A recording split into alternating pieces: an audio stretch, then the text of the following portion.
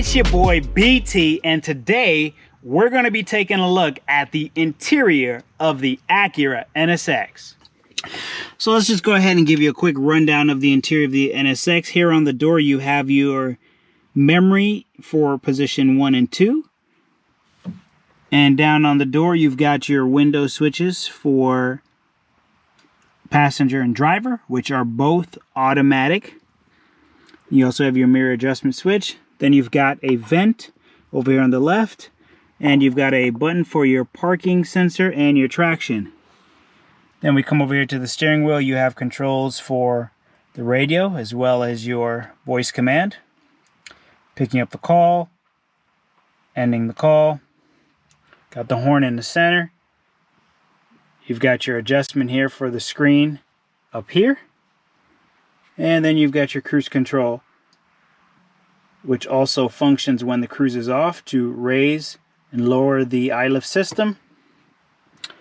You've got your tweeter up here on the left and one over here on the right. When it comes to the audio system, you have the ELS Studio right here. Then on the right here, you've got the vent, lock and unlock, window switch, door handle. The very cool thing when they made this vehicle is the AC system actually has a mid vent. So you can turn on the vent in this midsection, which gives you a nice cooling sensation if you've just raised your blood pressure from speeding on the highway. Alright, so up above here you've got your light switches. And then you've got your home link and your Acura link and assist buttons here, as well as your light switch for the door. To note here on this, these do not come with any mirrors. And they are small, but they do the job. So just to take note of that. Okay, down here you've got your dynamic mode button, transmission selectors, heated seats for both sides. And these actually do come with 3 levels. You can see the little dots here, 1, 2, 3. Now, this spot in the center here is a fairly small size. So to give you a view of the size, this is an iPhone XR. So it can fit hanging over, can kind of fit like that, but that's the size that you're working with here in the center. You do have a spot back here that you can flip up. You can slide your phone in that way, or you can put it here, close it up. Now in this center section, this comes with a 1.5 amp charging port right here. And that's the bulk of the storage.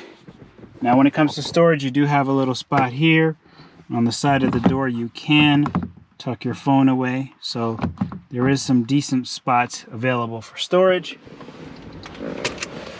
Then when we come over here to the glove box, you do have an additional 1 amp USB port there.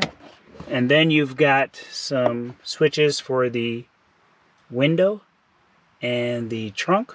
And you've got the good old cup holder here.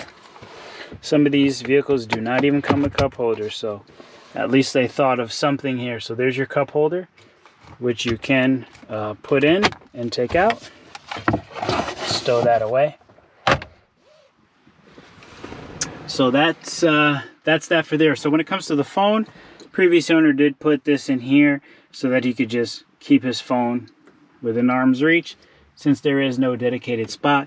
As I mentioned in the previous video, the seats are very well made and very comfortable to use in a daily driver situation.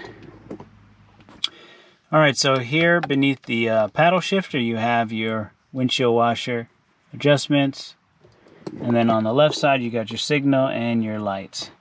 And then back here you have some light controls for the gauges, along with the miles per hour or kilometers per hour setting. So let's go ahead, crank it up.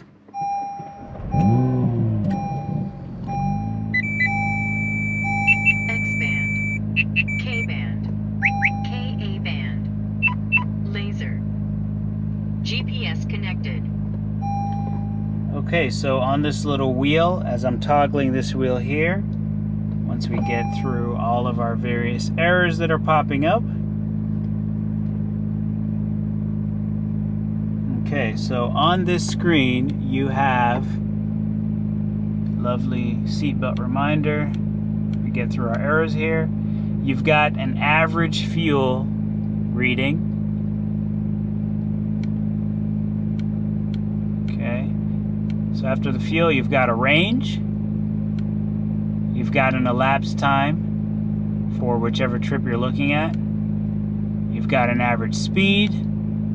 You've got a compass. You got your oil life. And you have an oil level check assist, along with your tire pressures. And that is the end of the menu. Now obviously when you change the mode setting, you get some colors that shift along with that. And if we go into track mode,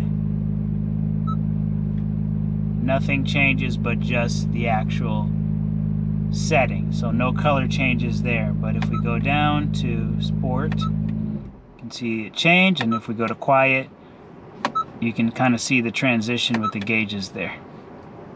And then obviously you've got your fuel to the right. So very straightforward. And then you've got, again, your adjustment of brightness.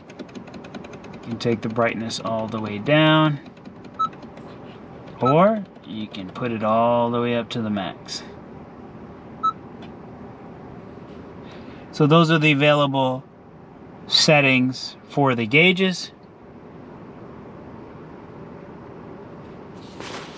So the last thing I'll go over is the AC controls. So you do have the temperature control here. You also have an auto button. You've got the on and off. The sync to sync up the two temperatures, whether you want the air recirculating or not, the defrosting, and the only thing that's within the climate menu is the speed of the fan, whether you want the AC on or off, and then the mode. So you've got face, face and feet, feet only, feet and defroster, and there's your mid. So you could choose to put on face and mid. So right now there's air coming out of this vent, which is, again, I thought it was pretty neat. First time I turned it on, I thought it was a pretty cool feature. So in another video we'll kind of go over the infotainment system so you can kind of see what that entails. I know there's a lot of mixed reviews on, or mixed feelings I should say, on the infotainment system. But figure I will just take you around the interior of the car because there's a lot of things that you don't know from just looking at the pictures. So just wanted to share that with you. This is your boy BT. Hope you enjoyed this video. I'll catch you guys on the next one.